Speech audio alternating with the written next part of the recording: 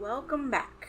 We are back from vacation, even though we didn't miss an episode, so it's not like we were on vacation from the podcast. But we're still back from vacation. We are. And we don't want to be. We don't want to be. We're sunburned, but I would gladly be sunburned. Yeah, I'd rather be sunburned than be in real life. About to start work again. Ugh. Yep. So, we had a little adventure. Yeah, we did. We went to the beach.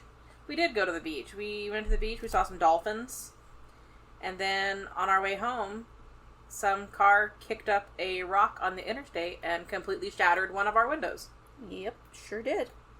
And it makes me wonder what the point of, like, Safe Light is, because their commercials make it seem like they'll just come to you and fix your window. Yeah, I know, because, like, the commercial, it's, like, the family, and they're at, like, the baseball game or the grocery store or something, and they're out and about. Windshield is cracked, and then Safe Light just comes to their... and puts a windshield on there. Yeah. But we called Safe Light, or got on their website or whatever, and they said they couldn't help us for like a week. Yep. So we ended up having to find some local glass place to come and replace our window. But they did it in They a did. day. They did it the same day. So that is the extent of our trip, and we're home, and we're here to tell you another story. Anything else? No? Okay, well, it's a very special day, once again, because I finally have a story. Yeah? It's not a very long story, I don't think. It might get longer because I might rant a bit. Because it's a story that makes me kind of angry. Okay. Also, I lost my train of thought. I was going to say something, but I've completely lost it. At least you're not singing ring ding dong, ring ding ding ding dong over and over in your head like I am right now. Well, maybe you should stop because you need to pay attention. It's literally just the first, like, few notes. Just over and over. I think what I was going to say is that I had a bunch of different things that I wanted to do a story on, but a lot of them, the research was just way too involved and I couldn't get myself to do the research in time for a story. So hopefully I'll get to those. But this is a story that I've wanted to do for a while, so Alright. I was just like, well, I'm just going to do that story. Well, let's hear it. So this is the story of Lacey Fletcher. Okay. On January 3rd, 2022, at around 2 a.m., a 911 call was placed by Sheila Fletcher, alerting authorities that her 36-year-old daughter, Lacey Fletcher, had stopped breathing. Okay. Emergency services arrived at the Fletcher home in Slaughter, Louisiana. Ooh, that's a name. I know, it's a name, and I don't think I want to live there. No. Yeah. Nothing good can come from that place. Yeah, I don't know where it got its name, but... Ew. And it's Slaughter. It's spelled like slafter. It's Slafter. it is the word slaughter. Maybe it's slafter. Maybe it's Maybe slafter. they're sliving with their slafter. Sliv, slaff, slov. Mm-hmm. Anyway, so emergency services arrived at the Fletcher home in Slaughter, Louisiana, to what has been described as one of the most gruesome and horrific scenes any of the first responders had ever witnessed in their careers. Great. The coroner, Dr. Bickham, stated that he had not seen anything this horrific in his 30 years as a physician. He was quoted to say, "I couldn't eat for a week, and I cried for a week." Well. Okay. Yeah. So Lacey was born November 25th, 1985, to Clay and Sheila Fletcher. Sheila was a town alderman. I had to Google the word, and I still don't really know what it means. Yeah, that, like, it sounds like a name. It's like I guess sort of like a city councilor, but... Okay. But yeah, I Googled it, and I still don't really know what it is. Yeah. I don't know. You said this is Louisiana? Yeah. I don't know. But anyway, so they she... have, like, the parishes and Yeah. stuff, and I don't know, maybe it has something to do with that. But she was a town alderman, and she also worked as an assistant for a local prosecutor. Okay. Clay was a member of the city's Planning and Zoning Committee, as well as being an official for the non-profit Baton Rouge Civil War Roundtable. So, for all appearances, the Fletchers seemed like upstanding people who were very active in their local community. From kindergarten to ninth grade, Lacey attended a small private school. Aside from being described as having some learning disabilities, later to be diagnosed as autism, she was said to have been a fun, lively, outgoing girl who loved country music, Mariah Carey, and Disney, and was a member of the volleyball team. Okay. However, her autism and social anxiety progressed over the years, leading her to be homeschooled in the ninth grade. Her parents claimed that beginning around 2011 or 2012, that Lacey no longer wanted to leave the house, and her phobias supposedly increased over time, to being afraid of the dark and not sleeping in her own bed, to not using the toilet because she saw a snake in a toilet on TV. It's been noted that the last time she saw a doctor was in 2002, and that they consulted another one in 2010. So this is well over a decade later, and based on her condition prior to her death, Lacey should have been seeing a doctor regularly, but they said that Lacey refused all medical attention. So she's just like, her anxiety and her phobias are just getting worse and worse and worse. Yeah. Okay. So many of the Fletcher's friends and neighbors were unaware they even had a daughter. Oh. And those neighbors who knew assumed that their now grown adult daughter had moved away. One of their neighbors said that it had been about 15 years since he, and most likely anyone else, had been in their home, and when he asked years later about Lacey, assuming she'd moved off to get her own life, Clay had told him that she was still living with them and changed the subject. Okay. It's been said that starting approximately in her 20s, Lacey suffered from a rare neurological condition called locked-in syndrome. Okay. Locked in? Yes. Okay. Which is essentially where you're a prisoner in your own body. Your mind is still functioning, but you're essentially paralyzed and unable to move your body, and there's nothing you can do about it. Okay, so when was she diagnosed with that? Around her 20s. Alright, so then why could they not have taken her to the doctor anyway? Because if she couldn't do anything about it. We'll get into that. Okay. Because there's a lot of contradictions. Yeah, because if my child started being like paralyzed and locked into his own body, I would take him to the doctor. Mm-hmm. Okay. So the coroner, Dr. Bickham, has said that Lacey didn't suffer from this condition, that her only known conditions were severe autism and social anxiety. Whatever the case may be, Lacey did not move from her spot on the couch for 12 years. Oh. I also find the locked-in syndrome claim to be a bit iffy for many reasons. The first one being that her parents have stated that Lacey could communicate with them, and was of sound mind enough to make her own decisions right up until the end. Okay.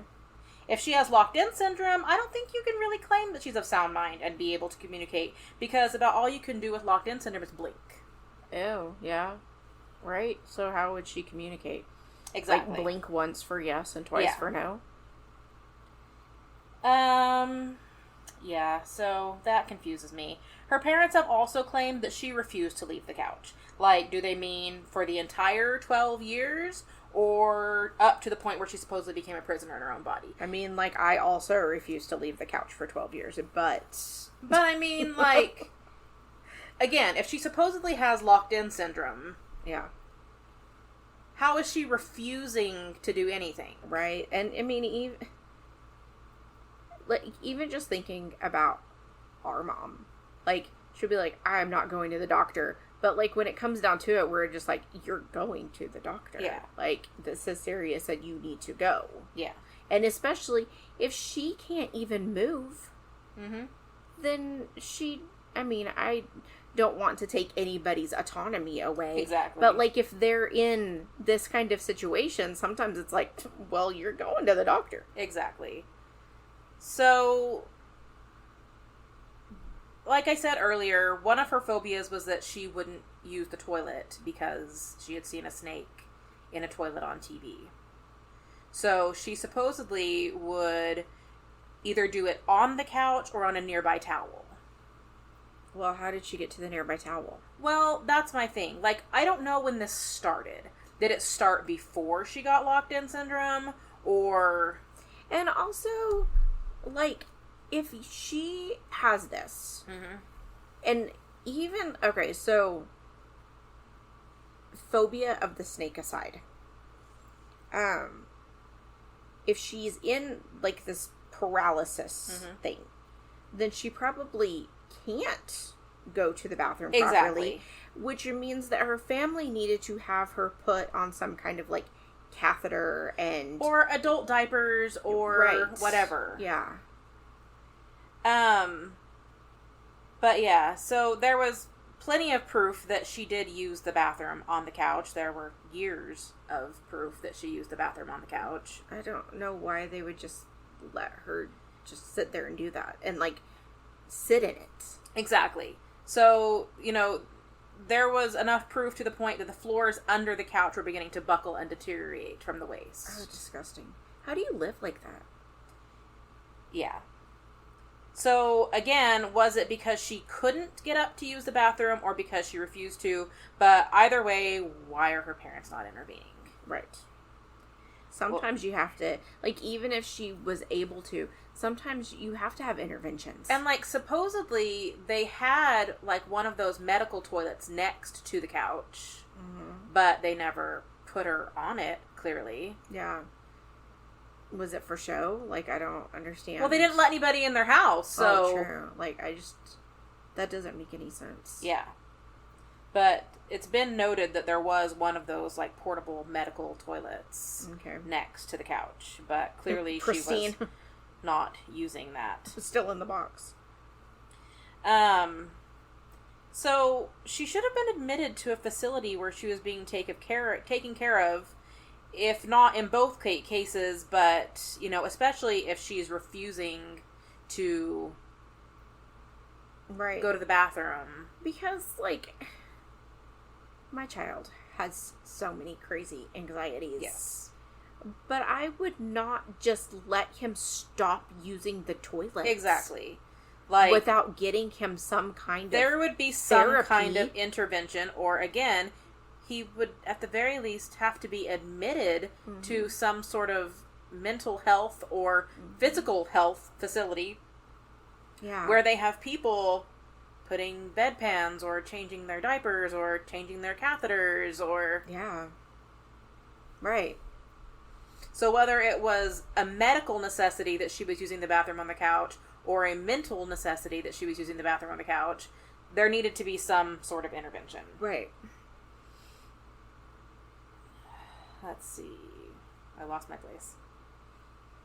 So I read that her parents were going to have her admitted to a facility, like have her committed, but that Lacey did not want to be. Again, if she has locked-in syndrome, how do they know that she does not want to be? And I'm sorry, if you're going to sit there and, like, defecate all over the couch, something has to happen. You can't just sit there and do that. You can't say no.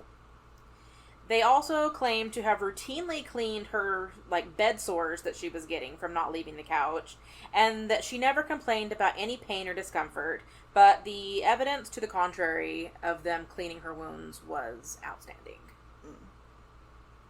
So, this all brings me to the horrific details of the case. Great.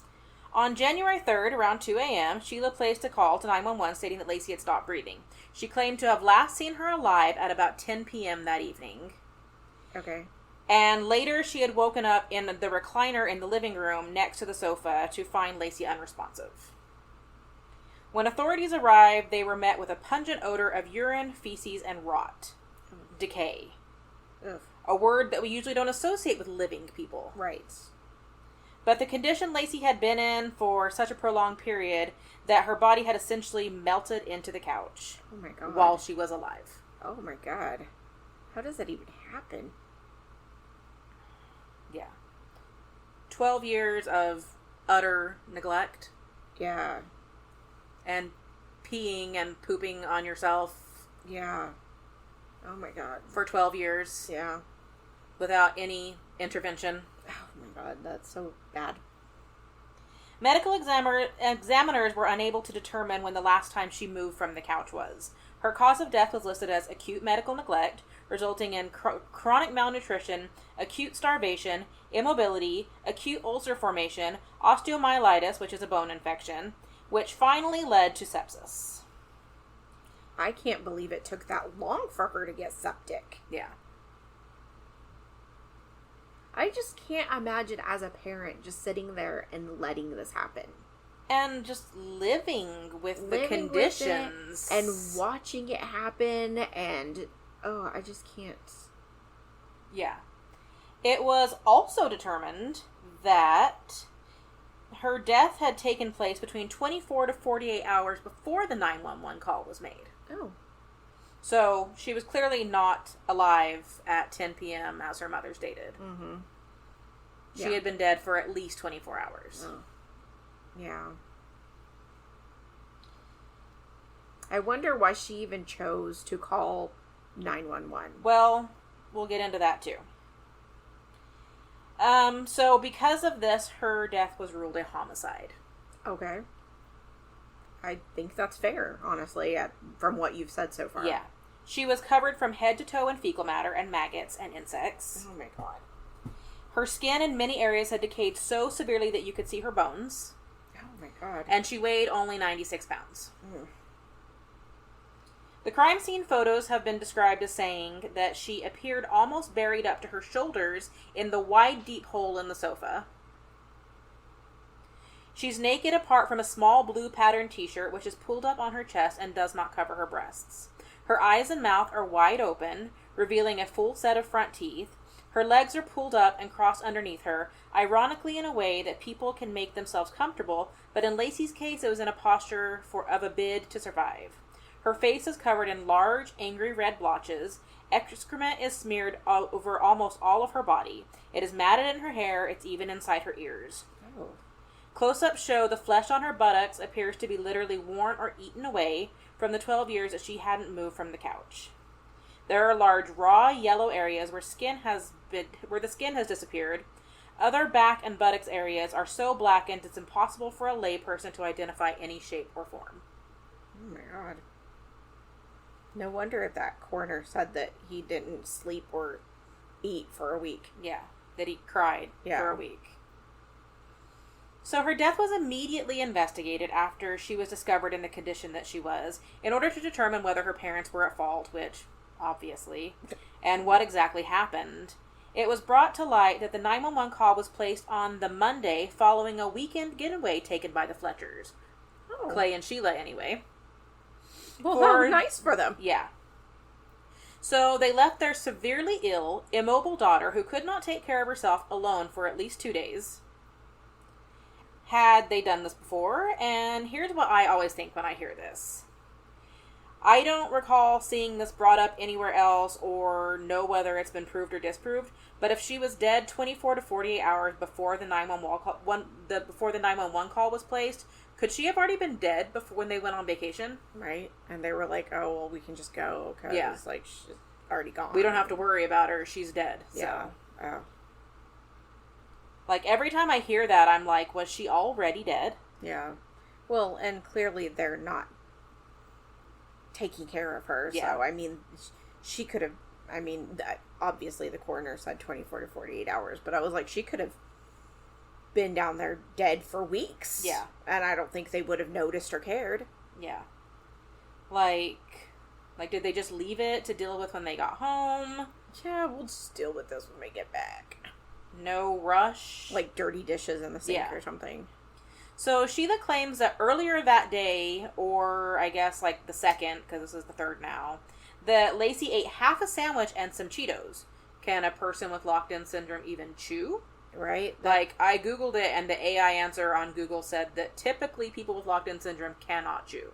Right. And again, if she has this syndrome, then she needs to be on a feeding tube or, some... Yeah. Yeah. Like, that was my thought. Like, she shouldn't be able to chew if she has locked-in syndrome, so I can't imagine that she ate half a sandwich and some Cheetos, because supposedly she shouldn't even be able to chew. Right.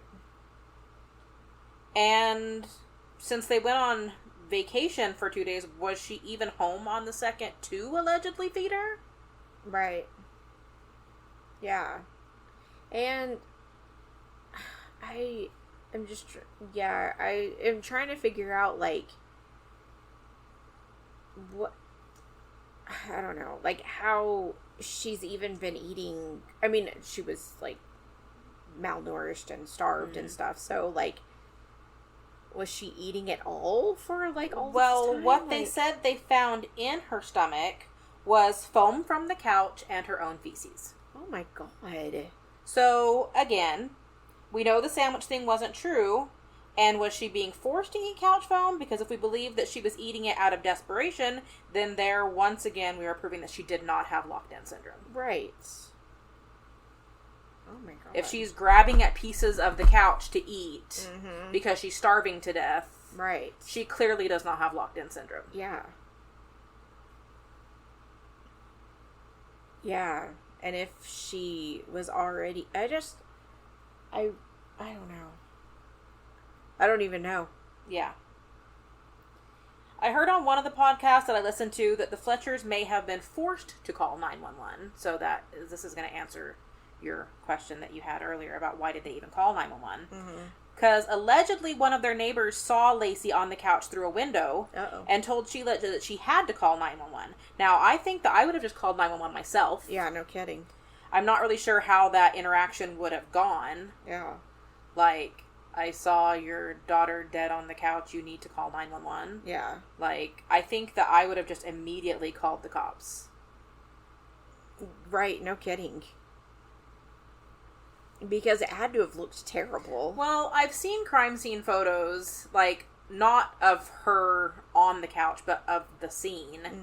And, like, most of the room is just kind of messy, but, like, the couch has this disgusting gaping hole in it filled with fecal matter and...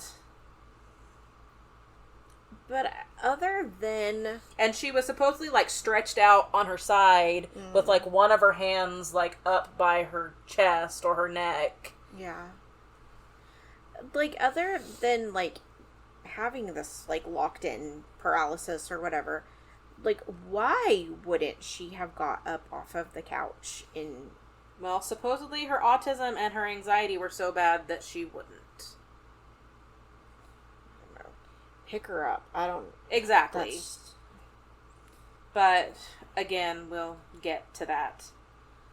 So yeah, like, I think I would have just called 911 myself, so I don't really know how that interaction went. And you would think that these people who are, like, one, already, like, kind of trying to hide her existence, and two, letting her, I don't even want to say live, because she's not living, but exist in this way, would have shut the window, like, shut the curtains. And, I mean, I didn't, and it never said a window, to my knowledge, they just said they saw her, and so I assumed through a window. Yeah.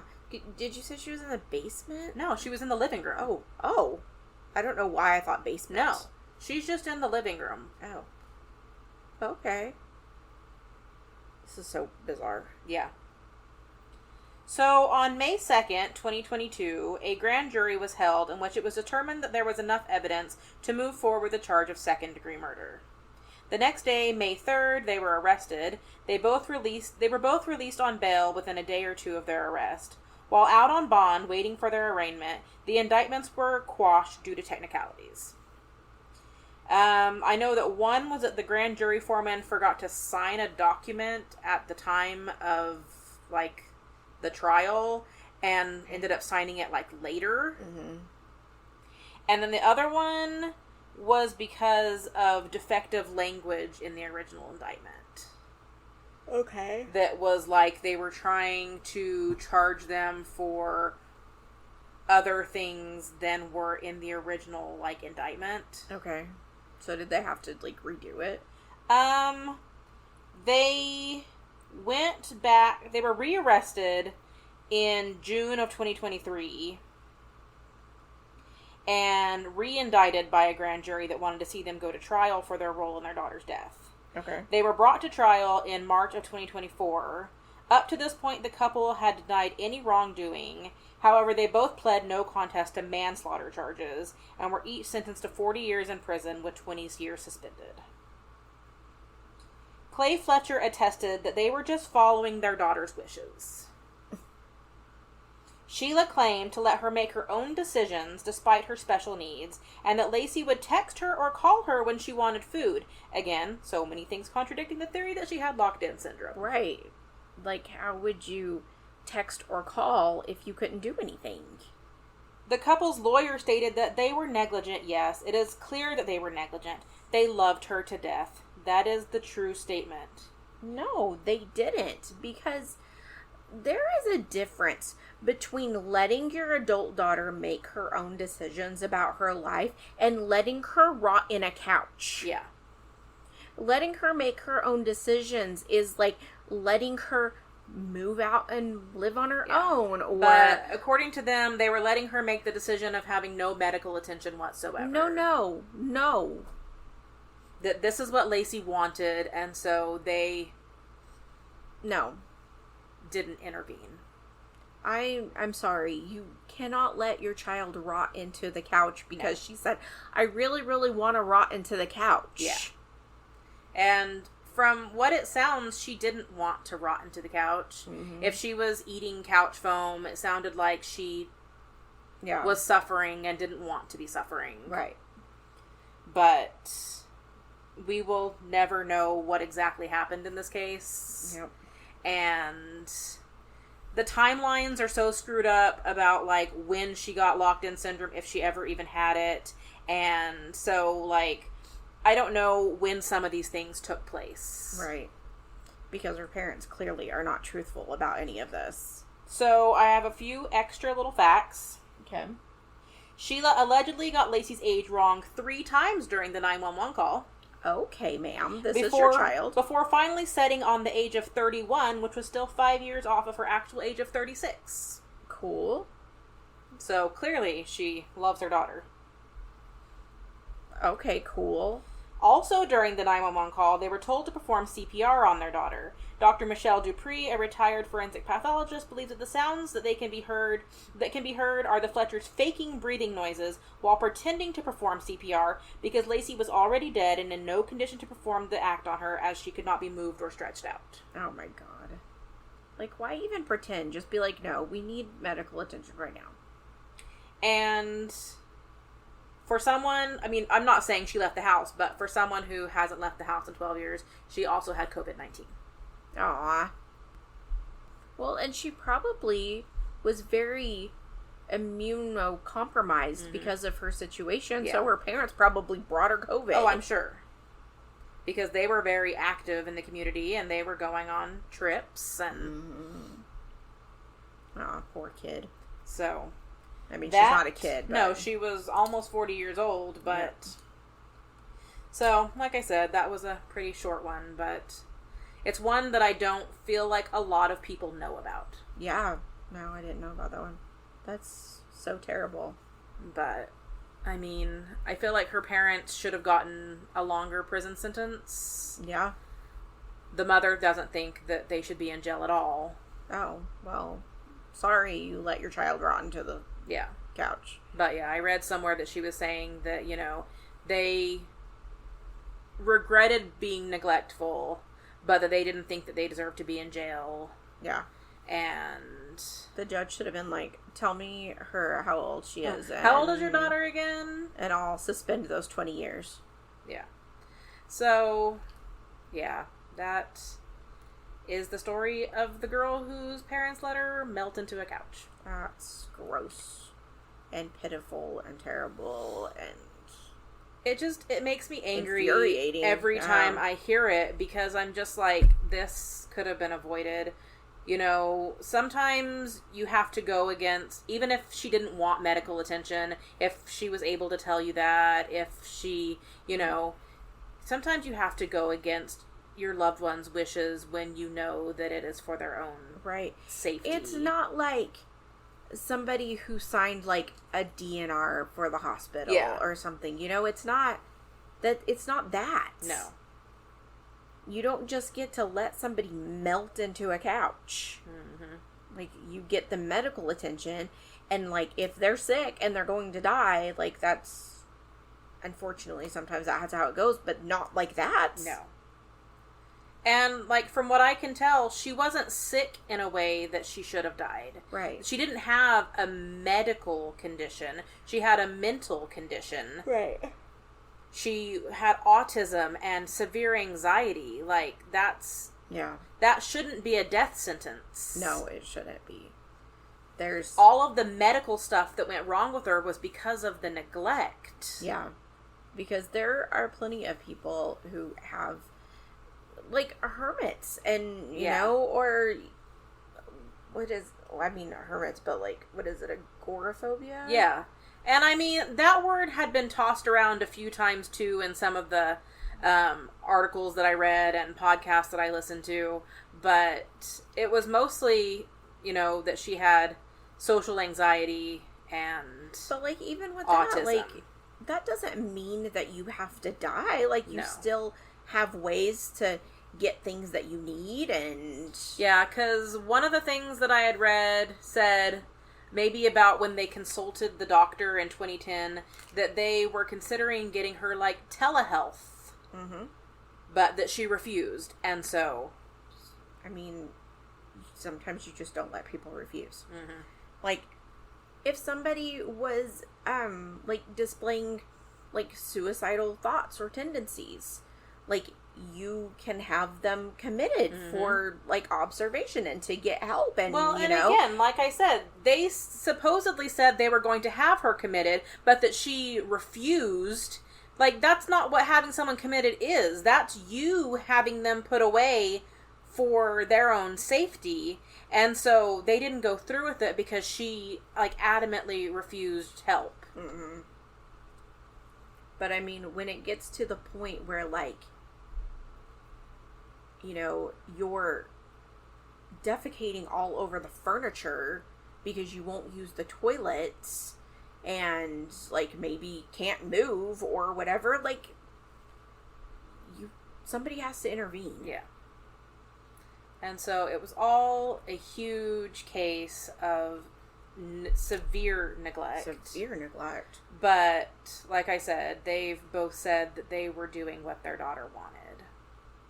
And like their lawyer said, they loved her to death. I just can't imagine... Again, I know I said it a minute ago, like, I can't imagine, like, watching your child... like, this happened to your child and not doing anything. Well, and again, like I said, the mom said that she woke up in her recliner that she liked to sit in. The recliner is right next to the couch. Yeah. And the smell had to have been so bad. And I had heard one podcaster say, like, in the 15 years or whatever, that no one had been into the house and that Lacey had just been sitting there rotting. Like, did they never have anyone come knock on their door? Have any deliveries to the house? Right? Because that would have been like, food delivery, like DoorDash and, like, you know. But did they never have an Amazon package delivered to the house? Like. Yeah. Oh, I don't know. I just can't wrap my head around being a parent and letting that happen to your child. Mm-hmm. Even if your child says, no, I don't want to go to the doctor. Well, you know what? You're going to the doctor. And for them to feel like they had no, like, wrongdoing in the situation. Yeah. Yeah. That reminds me, I watched is it Law and Crime? Mm-hmm. That channel? Yeah. I watched a TikTok of theirs earlier where Lori Vallow was, like, reading her, like, statement at her sentencing in Arizona, and she was talking about how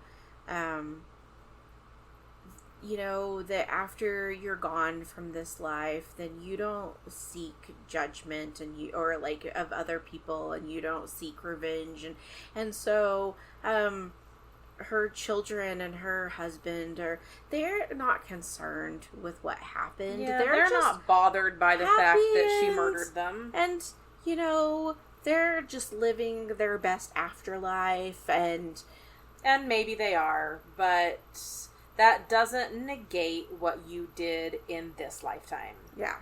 That doesn't mean that you should not be punished. Oh, yeah. In this lifetime. She said that. For what you did. when Jesus comes back, the first thing he's going to do is release all the prisoners to be his warriors. Okay. So, she's a very special lady. She really is. There's something wrong with that lady's brain. Very much so. Yeah, she should get together with these people. Yeah. Oh, yeah. All right. Well, thanks for that. You're welcome. I'm telling you, it's a story that I've thought about doing for a while just because it's one of those stories that stuck with me after I heard it, and I feel like not enough people have heard it, and yeah, it angers me to know that this happened. Like, she may not have been a child, but she was a person. Right. And she was their child. Yeah. And so, regardless of her being 36 years old, she was their kid. Right. And it's their responsibility to make sure that she is okay. Yeah. I might cry and throw up for a week. Yeah. Yikes. All right. Well, if you'd like to hear more stories like this one, you can subscribe to our channel. Yeah. You can follow us on social media at Twisted and Mysterious, or email us at twistedandmysteriousPodcast@gmail.com.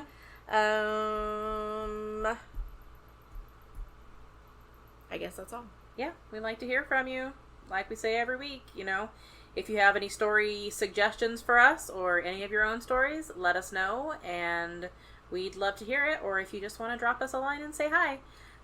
And if you have Apple Podcasts, please rate and review. Yes. It helps us get out there so more people can find our podcast. That's right. So Chinese people and Alaskan people And the penguins can find us. Yeah. So our podcast is suggested to them when they're listening to other things. Yes. All right. All right. So as always, remember that people are so, so gross. And please don't get murdered. Yeah. And stand up every few minutes and walk around. All right, bye.